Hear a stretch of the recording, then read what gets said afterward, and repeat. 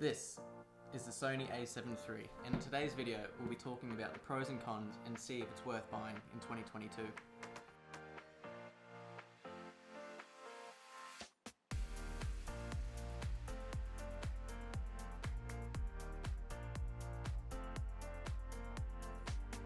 I have owned the A7 III since 2020, so coming up on 2 years now pretty much. This camera has been my main powerhouse for photo and video. But I've recently bought the A7C, which is the A7 III's little brother, which I'm currently filming on right now. But for the last 2 years, this camera has been my main for both photo and video, and let me tell you, I've absolutely loved it.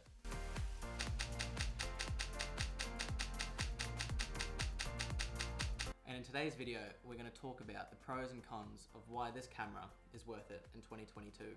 Currently, you can pick one of these up for 2,500 Australian dollars, which is alright, but for what you're getting, it's definitely worth the price. And let me show you why.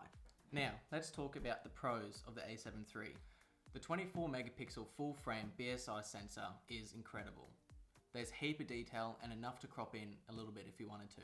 And if you're interested in printing these photos on acrylic, canvas, or poster, you won't have any issues, as long as it's not billboard size, of course, but that's fine if it is. The BSI, or backlit illuminated sensor, excels in all types of lighting conditions, especially low light.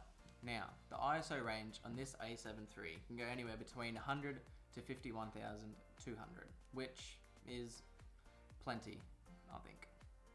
Moving on, another key feature of the A7 III is its autofocus and its autofocus capabilities. With 693 autofocus points, which covers about 93% of the sensor, that's pretty impressive for a 4-year-old camera, which was way ahead of its time. Next, Ibis. So for those who don't know, Ibis is a 5-axis in-body image stabilization. Ibis aims to stabilize your sensor to provide both stable, shake-free footage and to maybe help with your handheld photos, I guess. Like, if you want it to risk that, I guess. Anyway, but it does make a difference if like you go to a relatively slow shutter speed at like 1/50 of a second, or you're slowly walking down with your taking a video. So, but I would still recommend a gimbal if you wanted those buttery smooth videos, or then use a tripod for your photos too. Another key feature of the A7 III is its 10 frames per second shutter speed. It's pretty quick. It may not be heaps in comparison to the Alpha one, which has a 30 frames per second shutter speed. However, for sports such as cricket, it needs a relatively high shutter speed to get everything in focus. I found 10 frames per second is pretty quick. Another cool feature that I don't use is the silent shooting. So whenever you need to remove your shutter noise, whether you're in a meeting or shooting a podcast or out in the wilderness, I guess, then you have that option. So it goes from this to this. So I don't know if you can tell, but that was taking photos and you couldn't hear it. So like I said, it's good for those quiet moments where you do need that feature.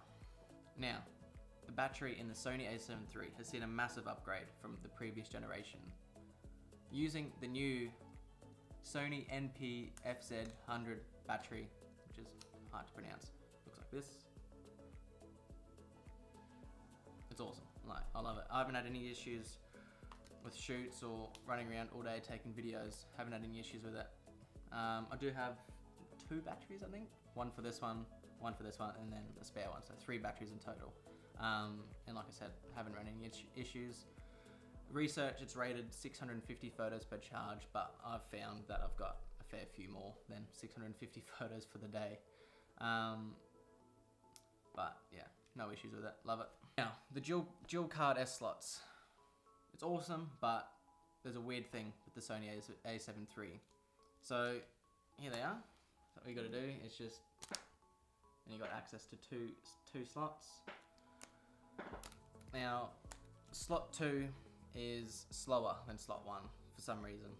So, don't know why, but slot 1 is rated to a higher like transfer speed, I guess, in simple terms, which is annoying, but like I said, it's not a big game changer, and it hasn't affected me and my workflow yet. So I think it's fine.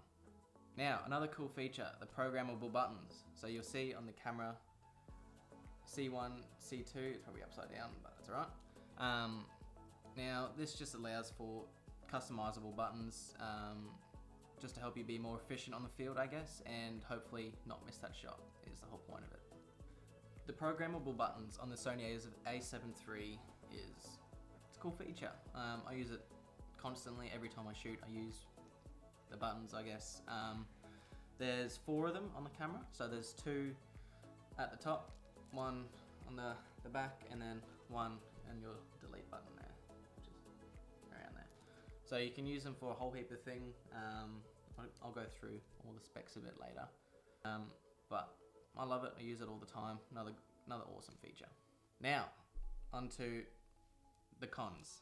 So my first most hated, hang on, that's a bit harsh. My most disliked feature on this camera is its screen.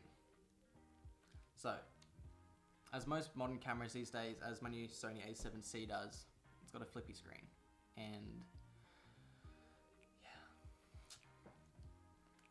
this is annoying. This is very annoying. Can't go out, can't do anything.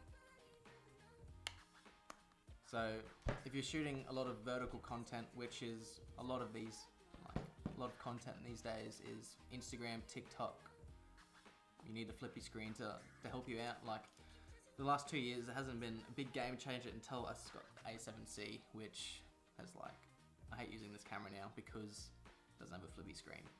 Using it for horizontal shoots, landscapes and stuff is awesome, because that's all you really need is just to look down on it. If you got the angle, it goes up like that if you need. So it does work for those horizontal shoots pretty well, and I haven't any issues with it. It's just the vertical shoots come a bit annoying sometimes. I'm positive about the screen. It is touchscreen, so you can have more precise, quicker focus points, but I don't really use that feature. I just use this focus button here, which helps you moves the line across, moves the focus points across for you. So now, another big issue for the general public I've heard is the menu. People say it's cluttered, it's a bit messy, there's just a lot of content on there, which is true, but after 2 years of using it, I've gotten pretty familiar with it and become pretty confident with it. So I know where everything is, so it's not too hard to find anything, which is awesome. Overall, I love this camera. It's been with me everywhere. It's been my first camera I've ever bought to start my own business. I've loved it. It's been my big workhorse. It will continue to be my big workhorse for the next couple of years, I'd say, along with my A7C. I couldn't be happier that I have it in my bag. If you're looking for a relatively affordable full frame camera, and then this is the one I would recommend. There's other ones like the Canons and all that, which are awesome, but for me, I've always wanted this. This was my first dream camera I had growing up, so stoked with it. But yeah, choice is yours. I hope this video helped make your decision. But yeah, I'll see you in the next one. Cheers.